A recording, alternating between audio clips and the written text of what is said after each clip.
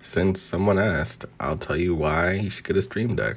You don't actually need to have this specific device. There's apps and stuff that do the exact same thing that this does. Let's get into the software. So this is what my setup looks like, and then they have all these other options for things you can do. So for instance, I have this button here to turn on everything I need for my stream to start. So as you can see, it'll open up Twitch and Spotify and my Go XLR right here because I hate forgetting about it, and I already did. There we go.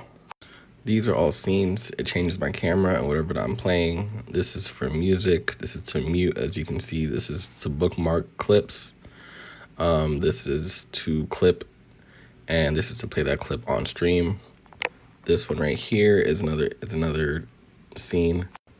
This one